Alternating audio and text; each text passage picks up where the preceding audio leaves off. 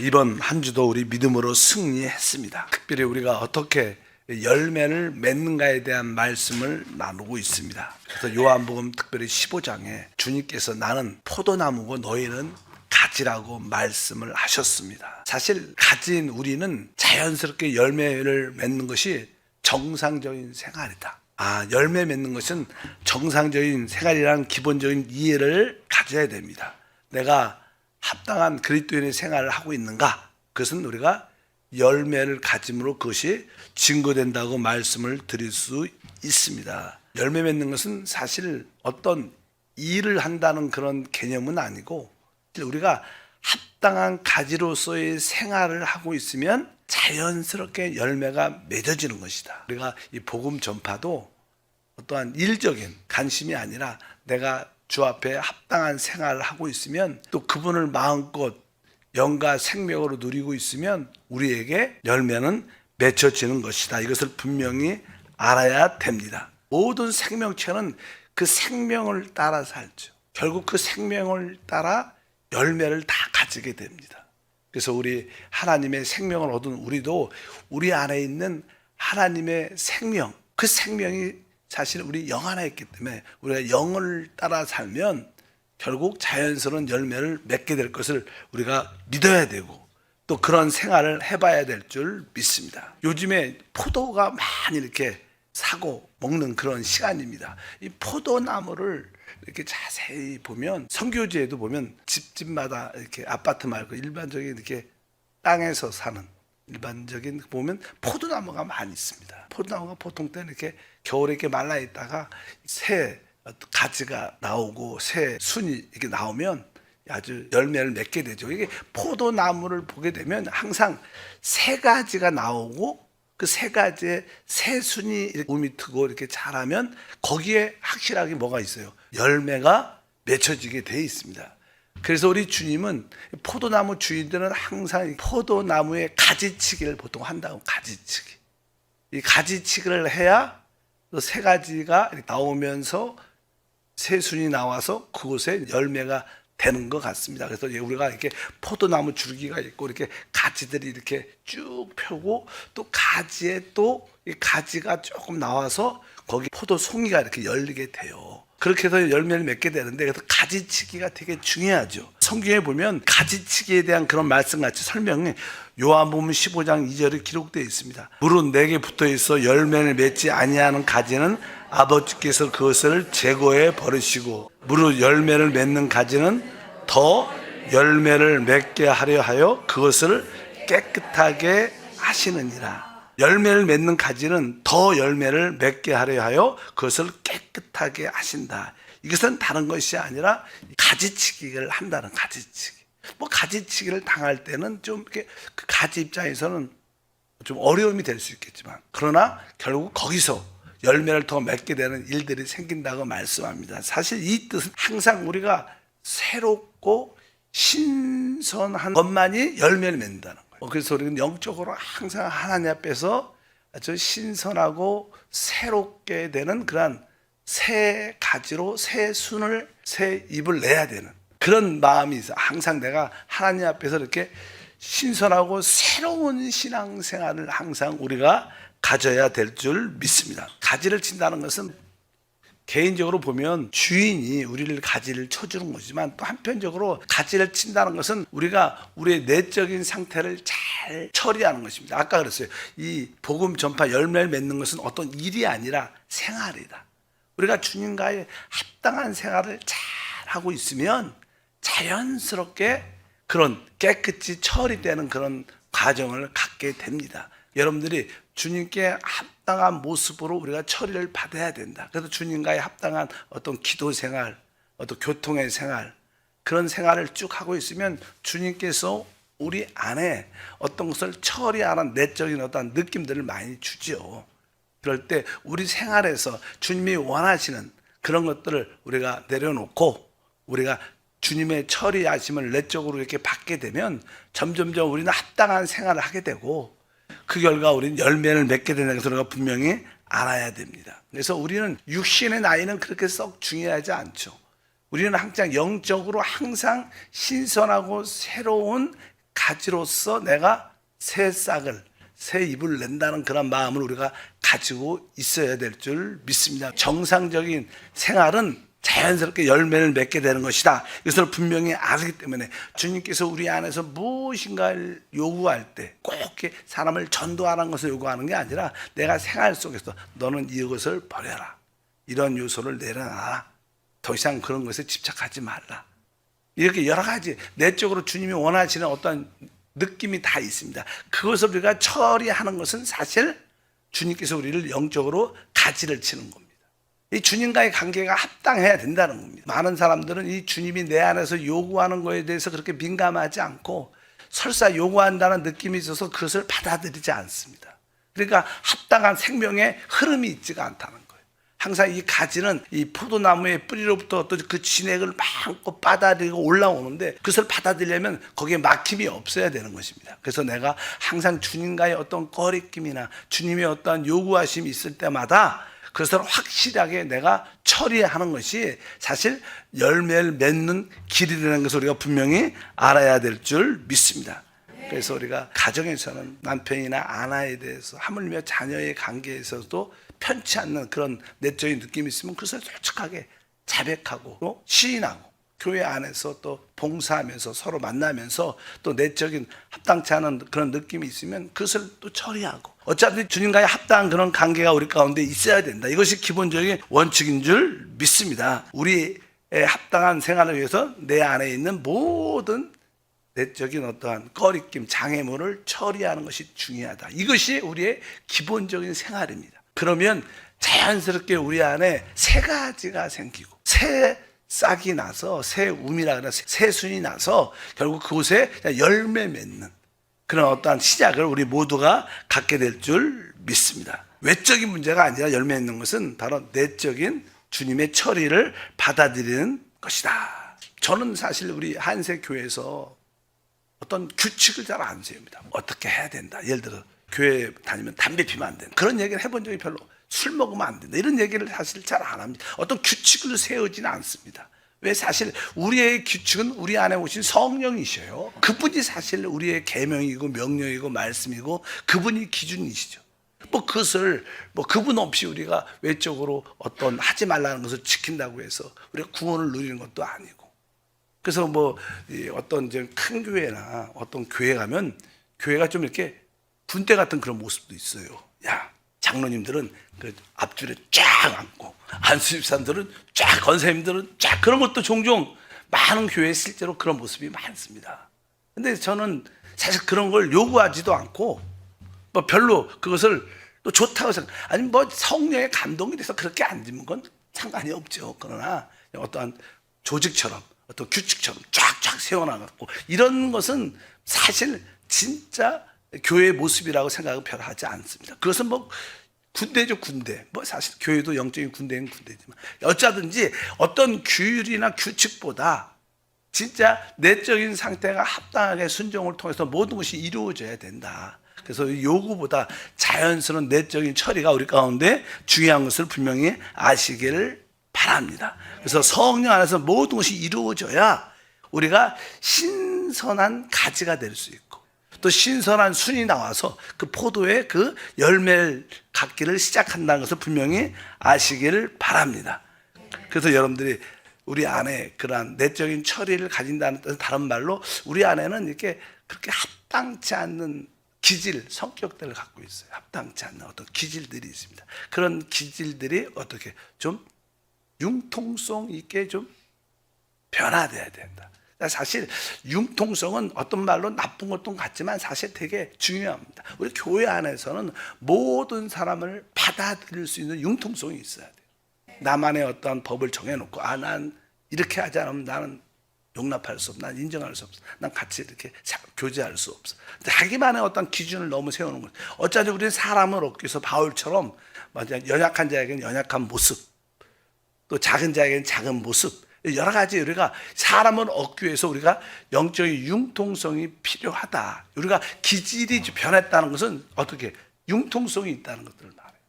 내 어떠한 기질을 주장하지 말고 모든 사람을 수용하고 받아들일 수 있는 그런 타고난 기질을 처리하는 것도 되게 중요하다. 그래서 우리가 영적으로 어린 사람, 또 부족한 사람, 어떤 사람을 만날지라도 다 그들과 하나 될 수 있는 그런 융통성의 요소, 즉 우리가 타고난 기질을 주님 안에서 처리하는 것은 아주 중요한 요소인 것을 여러분들이 아시기를 바랍니다. 그리고 우리가 이제 복음 전파의 생활에서 중요한 것은 우리는 다른 게 아니라 주 그리스도를 남들한테 소개하는 거죠. 소개하는 거다. 우리 신랑이신 그리스도를 다른 사람에게 영적으로 중매하는 거, 중매. 그러려면 우리는 예수님에 대해서 어떠한 매력 있는 부분으로 제시해야 돼요. 여러분들은 한번 좀 돌이켜 보십시오. 나는 우리 예수님이 사실 놀라운 분이시죠. 뭐 우리 세상 말로 말하면 아주 그분은 매력이 있으신 분이에요. 여러분은 우리 주님한테 어떠한 매력을 느꼈나요? 나는 우리 지금 남편 아니면 옛날에 데이트할 때 뭐 남자든 그 형제든 자매든 간에 난 그 사람에게 이런 매력이 있는 걸 참 그 매력이 좋은 것 같아. 이런 것처럼 진짜 우리 주님한테 여러분들은 어떠한 매력을 느꼈는가? 한번 생각해요. 난 우리 주님은 진짜 그 끝없는 사랑의 매력을 느끼는 분도 있어요.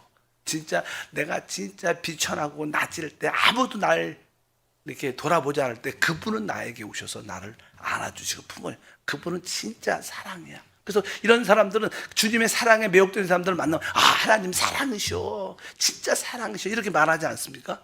여러분들은 주님에 대한 어떤 매력을 느끼는가? 또 어떤 분들은요 늘 그 양심의 죄책감으로, 뭐 안 그런 분도 많지만 어떤 분들은 특별히 죄책감으로 아주 힘들어하는 분들이 실제로 있습니다. 그래서 그냥 늘 그 죄책감으로 두렵고 불안하고 초조하고 늘 눌려 있는 그런 분이 있는데, 그런데 어느 날 우리 주님은 바로 하나님의 어린 양으로 우리의 죄를 사하시는 하나님의 어린 양이다. 그럼 이런 분들을 만나면 우리 주님은 진짜 모든 죄를 사해 주시는 분이야. 어떠한 죄일지라도 그분 앞에 나오면 그분은 우리를 진짜 그분의 피로 씻어주시고 용서해 주시고 우리를 품어주셔. 그러니까 뭐 그분을 이렇게 죄를 사하시는, 죄를 용서하는 하나님의 어린 양으로 매력을 느끼는 분도 있어요.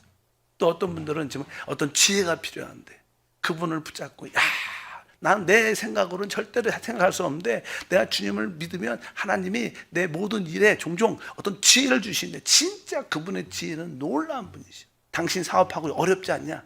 지혜가 필요하지 않냐? 그분이 지혜야. 그분을 믿고 한번 체험해봐 갖고 그분을 어떻게 그렇게 매력적인 분으로 소개를 하는 거예요. 그러니까 우리는 복음 전파는 다른 게 아니라 내가 만나는 분에게, 그래서 우리가 종종 제가 그러죠. 여러분들이 주님을 섬길 때 한 번쯤은 하나님이 여러분을 만나 주셨기 때문에 그 하나님이 이럴 때, 나의 이러한 상태에 있을 때, 가장 어려울 때, 절망 가운데 주님이 나를 만나 주셨다는 그런 간증을 꼭 다시 한번 기억해서 남들한테 소개할 때 나는 이런 절망 가운데 있었는데, 이런 질병과 진짜 어려운 가운데 있는데 그때 주님이 찾아오셔서 나를 그 어둠에서, 그 절망에서, 그 실패에서, 연약함, 질병에서 나를 구원해 주셨어. 그럼 내가 그때부터 달라졌지. 뭐 그럼 어쨌든 여러분들이 그런 주님에 대한 매력을 갖고 있어야 돼요. 그래서 남들 만나면 그 주님의 그 매력을 소개할 수 있어요. 소개할 수 있어요. 우리 침례 요한 같은 경우에는 주 예수님을 많이 소개해요. 그분은 세상 죄를 지고 가는 하나님의 어린 양이다. 이렇게 많은 자들에게 소개하죠. 또 하물며 그분은 바로 비둘기 같은 성령과 함께 하시는 분으로서 그분은 성령으로 침례를 주는 분이다. 이렇게 또 그런 소개를 합니다. 또 그분은 한편적으로 그분은 신부를 취하는 신랑이시다. 그분은 이 땅에 그분의 짝인 신부를 취하러 오신 신랑이시다. 우리 모두가 그분의 사랑을 받을 수 있는 신부가 될 수 있다. 어쩌든지 여러분들이 우리 주 예수님을 아주 매력적인 분으로 남들한테 소개할 수 있는 내적인 그런 확신을 갖게 되시길 바랍니다. 여러분들은 주님을 어떻게 소개하겠습니까? 사랑으로, 제사하시는 분으로, 또 이렇게 성령으로 침례를 주시는 분, 다양한 나의 질병을 치료하시는 분. 요즘에 사람들이 가장 쉽게는 우리의 병을 고치시는 야훼 하나님을, 라파 하나님을 많이 말하죠. 왜? 워낙 모든 사람이 병들어 있으니까. 어쩌든지 우리 주님을 아주 매력적인 분으로 소개를 합니다. 그래서 성경에 쭉 보면 주님이 제자를 부르셨을 때 대부분 제자들이 주님의 그 매력에 쟤들이 왜 예수님을 쫓았을까? 그분에게 무엇인가의 매력이 느꼈기 때문에 그분을 따른 거예요. 영적으로 추구하는 마음도 있었지만 그런 가운데 그 영적으로 추구하는 그런 마음 열망 가운데 그것을 어느 정도 해소해 준다는 빛을 받기 때문에 저분이구나. 저분. 우리는 늘 메시아를 기다리죠. 우리는 늘 우리의 구원자 그리스도를 기다립니다. 근데 누군지를 모르는데 어느 순간에 그분이 진짜 내가 찾는 분이다. 그래서 쟤들은 그분에게 그런 매력을 느꼈기 때문에 그분을 따르기 시작합니다. 진짜 우리가 주님의 매력을 진짜로 안다면 우리는 당연하게 쟤들처럼 주님을 따르게 됩니다. 여러분들은 이미 주님께 매력을 느꼈고 매력에 이렇게 사로잡혀서 이렇게 나오신 거예요, 사실. 주님의 매력에 매혹된 분인 줄 믿습니다. 그래서 우리가 이렇게 주님께 매혹된 성도가 된 것처럼 다른 사람에게 주님의 매력을 말할 수 있어야 돼요. 부끄러워하지 말고 당당하게 여러분들이 말하길 바랍니다. 그것이 바로 어떻게 보면 자연스럽게 우리에게 열매 맺는 생활인 것을 우리가 분명히 알아야 될 줄 믿습니다. 이러한 요소들도 우리에게 참 중요한 것 같아요. 그래서 열매 맺는 것은 자연스러운 우리의 생활이다. 일이라고 생각하지 말고 먼저 내 안에 주님과의 관계가 회복되고 내 안에서 주님이 원하시는 거 있으면 그것을 이렇게 처리받고 그런 것이 먼저 내 안에 이루어지면 자연스럽게 우리 안에 생명의 흐름이 더 깊어질 것이고 생명의 공급이 우리 안에 흐르게 되면 우리는 새 힘을 얻게 되고 자연스럽게 그분을 생활에서 말할 수밖에 없다. 종종 저는 우리 장로님들의 이 간증을 주일마다 들으면 그 직장에서의 모습이 종종 다른 믿지 않는 뿐만 아니라 특별히 교회 안에서 직장에서도 사회에서도 이렇게 믿는 사람이 있잖아요. 대부분 사람들이 이렇게 믿는 사람들이 자기 혼자 나 예수 믿어 교회 잘다 이렇게 잘 표현을 못합니다. 근데 어떤 장로님이 이렇게 예를 들어서 주님을 사랑하고 그런 이야기를 먼저 이렇게 하면 또 주변에 사람들이 우리 그 상사가 그분이 우리 부장님이 다니신데 그러면 또 자연스럽게 또 그런 이야기를 할 수 있습니다. 그래서 우리가 그런 데서 작은 어떤 빛의 모습을 가져야 돼요. 많은 사람들은 신앙이 약하니까 아니면 또 이렇게 직장 사회생활을 하기 위해서 그런 것을 이렇게 굳이 속이는 건 아니지만 그냥 말을 안 합니다. 그런데 정말로 하나님에 대한 간증이 있는 사람이 있으면 다 가서 나도 하나님 믿습니다. 그러면서 대화가 되고 또 어떤 그런 모임이 형성되면 그 사실 그 조직에 그 직장과 그곳에도 하나님의 생명이 뿌려지게 되고 결국 그것은 좋은 열매를 그 직장과 그 사업장에도 나타날 줄 믿습니다. 이러한 항상 우리가 주님에 대한 그런 내적인 처리를 갖고 있으면 그런 생명의 흐름이 우리 가운데 있다는 것을 아시고 나는 가지다. 새 가지가 돼야 된다. 신선하고 새로워져야 된다. 신선하고 새로운 가지만이 열매를 맺게 돼 있어요. 신선하고 새로운 가지가 순이 나고 거기서 열매. 나는 신선하고 새로워져야 된다. 그러기 위해서 내 안에 어떤 꺼리낌, 주님과의 관계에 꺼리낌이 있으면 그것을 항상 처리.